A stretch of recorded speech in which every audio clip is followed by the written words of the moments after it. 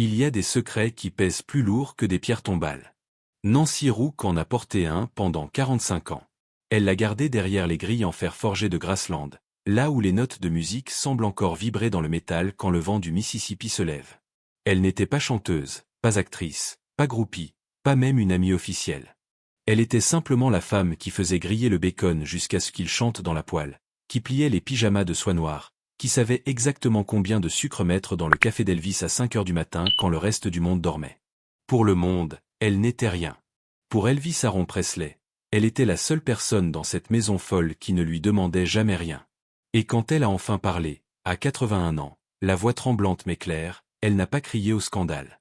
Elle a juste murmuré une vérité si douce et si douloureuse qu'elle a fait vaciller la statue du King. Elle a dit, il n'avait pas abandonné. Il essayait encore de vivre.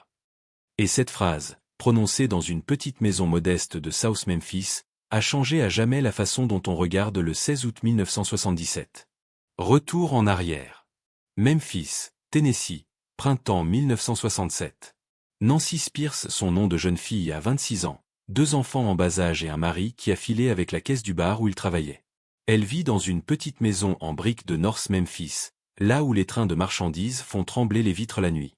Elle fait des ménages dans des bureaux du centre-ville pour 1,25 $ de l'heure quand une amie de l'église lui parle d'un remplacement temporaire. Les Presley cherchent quelqu'un pour 2 semaines. C'est bien payé. Nancy hausse les épaules. Elle aime la musique d'Elvis comme tout le monde, mais elle n'a jamais pleuré en l'écoutant. Elle a juste besoin de nourrir ses garçons. Le 9 mai 1967, à 7 heures du matin, elle pousse pour la première fois la grille de service de Graceland. Un garde en uniforme bleu la regarde à peine. Elle traverse la cour arrière, passe devant les chevaux qui broutent tranquillement, et entre par la porte de la cuisine. L'odeur la frappe aussitôt, café brûlé, bacon, talc pour bébé, et quelque chose de plus indéfinissable, l'odeur d'une maison où l'on ne dort jamais vraiment. Dans la cuisine, une vieille dame en robe de chambre rose l'attend. C'est Minnie Mae Presley, la grand-mère adorée, que tout le monde appelle Dodger. Elle tient une tasse de café dans ses mains noueuses et sourit. « Tu dois être Nancy. Entre donc, ma belle. Tu veux du café ?» À côté d'elle, Delta Biggs, la tante d'Elvis, immense et imposante, hoche la tête. Alberta Holman, la gouvernante officielle, lui tend un tablier. « Tu commences où tu veux. » Il dort encore. Il a tourné toute la nuit à Hollywood. Nancy ne pose pas de questions. Elle enfile le tablier, prend l'éponge et se met au travail. Elle récure les casseroles de la veille, époussette les bibelots en forme de guitare, passe l'aspirateur dans le futur Jungle Room où les meubles en fourrure ne sont pas encore arrivés. À midi, elle n'a toujours pas vu Elvis. À 17 heures, Vernon Presley descend en chaussons, les lunettes sur le bout du nez. Il l'observe un moment en silence, puis « Tu es calme, toi. Tu reviens demain. Plein temps. 75 $ par semaine, plus la nourriture. » Nancy ouvre la bouche pour négocier, mais Vernon est déjà reparti. C'est comme ça à Graceland, les décisions tombent sans discussion.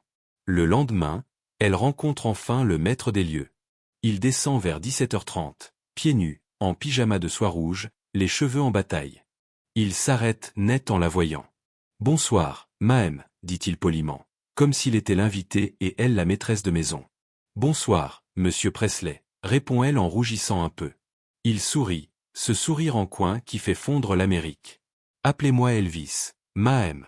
Ou EP si vous préférez. » Et il disparaît dans l'escalier. Dès ce jour, elle devient Miss Nancy. Jamais juste Nancy. Toujours Miss Nancy. Très vite, elle comprend que Graceland n'est pas une maison, c'est un univers à part. Les journées commencent quand la nuit tombe.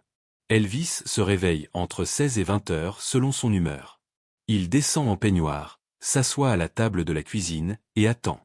Nancy sait déjà ce qu'il veut, 6 œufs brouillés avec beaucoup d'oignons frits, du bacon presque carbonisé, des biscuits maison dégoulinant de beurre fondu, du gruau crémeux, du jus d'orange fraîchement pressé, du café noir avec 3 sucres. Il mange lentement, en silence, parfois en lisant le journal, parfois en regardant par la fenêtre les fans agglutinés derrière la grille. Quand il a fini, il dit toujours « Merci, Miss Nancy. C'était parfait. » Il est d'une politesse presque désuète. Même quand il est fatigué, même quand il sort d'une dispute avec Priscilla ou le colonel Parker, même quand il a passé la nuit à tirer au revolver dans les lustres, ça arrive plus souvent qu'on ne le croit. Il dit « S'il vous plaît, Merci, excusez-moi. Il appelle tout le personnel, Mahem, ou sœur. Un jour, Nancy renverse du café sur sa chemise blanche. Elle s'excuse, affolée. Il rit doucement. C'est rien, Miss Nancy. J'en ai 100 comme celle-là. Elle apprend aussi ses goûts avec une précision militaire. Le pain de viande doit être recouvert d'une croûte de ketchup brûlé. Les haricots verts doivent mijoter avec un gros morceau de lard fumé. Les sandwichs au beurre de cacahuète et à la banane doivent être frits dans du beurre jusqu'à ce qu'ils soient dorés et croustillants des deux côtés. La tarte au citron meringuée doit avoir 3 doigts de meringue au moins. Et surtout, jamais essayer de lui servir une version « light ». Un soir, elle tente de réduire le beurre dans les biscuits. Il regarde l'assiette, fronce les sourcils, et appelle par l'interphone. « Miss Nancy ? Vous pouvez remonter le beurre, s'il vous plaît ? J'aime quand ça nage dedans. » Elle rit pour la première fois à Graceland. Les nuits sont longues et étranges. Elvis ne dort presque jamais avant l'aube. Il regarde 3 films d'affilée dans sa salle de cinéma privée, joue au racquetball jusqu'à l'épuisement, fait venir le dentiste à 4 heures du matin pour une rage de dents, organise des courses de go-kart dans l'allée. Nancy reste debout. Elle fait du café, des milkshakes, des grillés cheese à 3 heures du matin. Parfois, il descend avec sa guitare. Il s'assoit sur un tabouret de cuisine, gratte quelques accords, et commence à chanter Augret Touar ou Tekmayand, Prosulor. Dodge et Delta se joignent à lui. Nancy chante aussi, d'une voix douce et juste. Il lève les yeux, surpris. « Vous avez une belle voix, Miss Nancy. » Elle rougit jusqu'aux oreilles. Les années 60 filent. Elvis tourne des films à Hollywood, revient, repart, divorce, se remarie presque, pleure dans la cuisine quand Priscilla part avec Lisa Marie. Nancy est toujours là. Elle voit les premiers flacons de pilules apparaître sur la table de nuit. Elle voit les médecins monter et descendre l'escalier comme des ombres. Elle voit Elvis maigrir après le comeback spécial de 68, puis regrossir, puis maigrir encore. Elle ne dit rien. Elle continue de faire griller le bacon. Année 70. Les concerts s'enchaînent. Les costumes deviennent plus lourds, plus clinquants. Elvis monte sur scène en sueur, perd 10 kilos par concert, remonte dans le Lisa Marie, l'avion privé, et redescend à Graceland comme un zombie. Nancy prépare des plateaux entiers de nourriture qu'il ne touche pas. Elle le voit s'asseoir dans le Jungle Room, fixer le plafond pendant des heures. Il lit des livres religieux, souligne des passages sur la rédemption, la guérison, la paix intérieure. Il dit à Nancy, « Je vais me remettre en forme, tu verras. Je vais arrêter tout ça. » Elle hoche la tête. Elle veut y croire. Été 1977. L'ambiance est différente. Les rires sont plus rares. Les fêtes moins folles. Elvis a 42 ans, mais ses yeux sont ceux d'un vieil homme. Son visage est gonflé par la cortisone et les médicaments.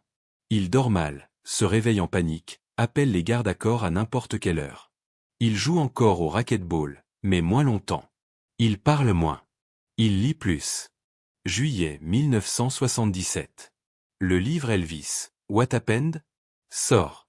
3 anciens gardes du corps racontent tout, les armes, les crises, les pilules.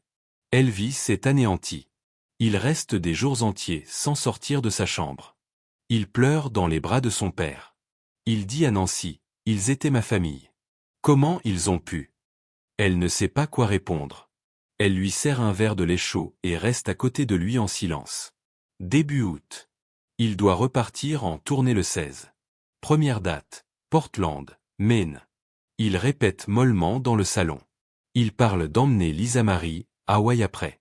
Il dit qu'il veut ralentir. Il dit qu'il est fatigué de souffrir. Lundi 15 août 1977. Il passe la nuit à jouer au racquetball avec Ginger Alden, Billy et Gio Smith. Il rit, transpire, semble presque comme avant. Il rentre à l'aube, épuisé mais souriant. Vers 7 heures, il descend en pyjama doré. Nancy est déjà là. « Bonjour, Miss Nancy. »« Bonjour, Elvis. Petit déjeuner ?» Il secoue la tête. « Non. Juste de l'eau glacée. Beaucoup. » Elle fait monter une carafe par Pauline. Pauline redescend, les yeux écarquillés. Il me l'a arraché des mains. Nancy hausse les épaules.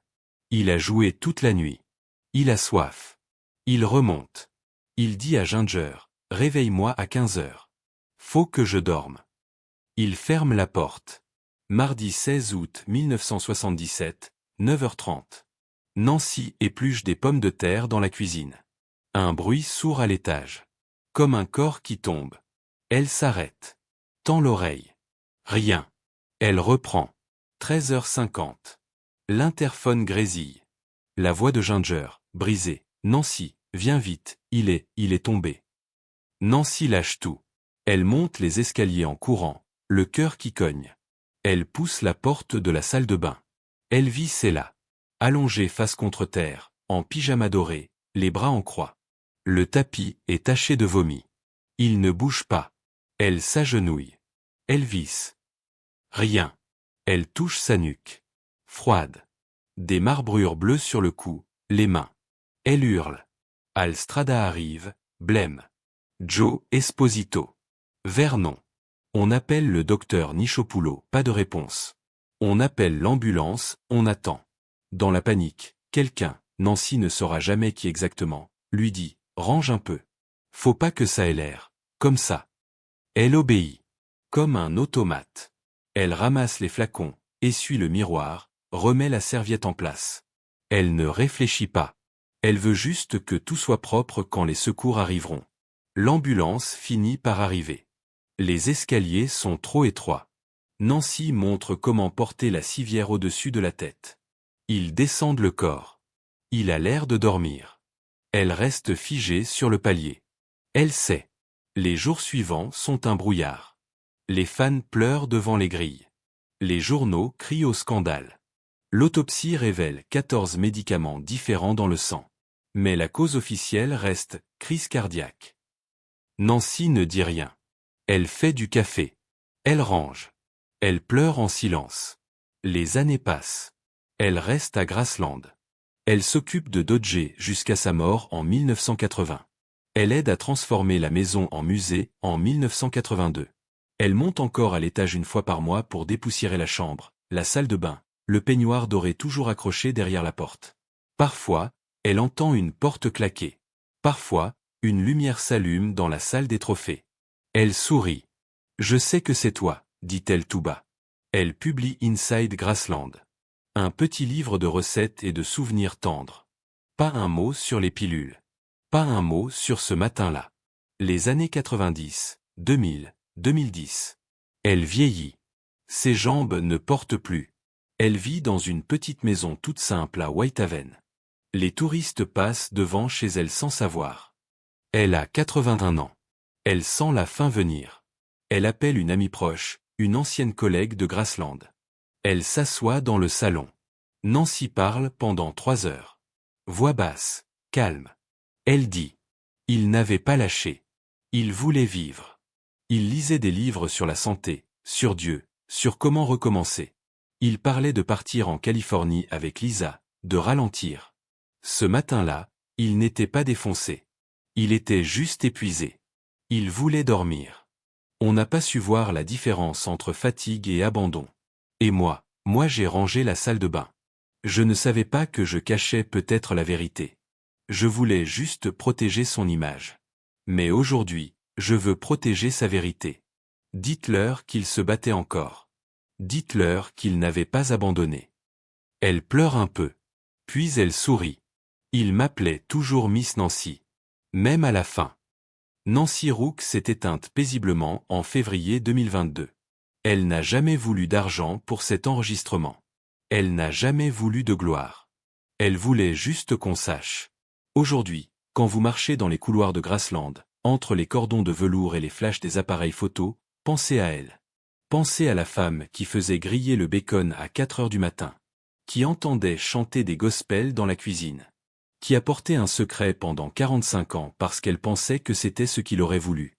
Et qui, à la fin a choisi la vérité, parce que c'était ce qu'il méritait. Il n'y a pas de plaque à son nom à Graceland.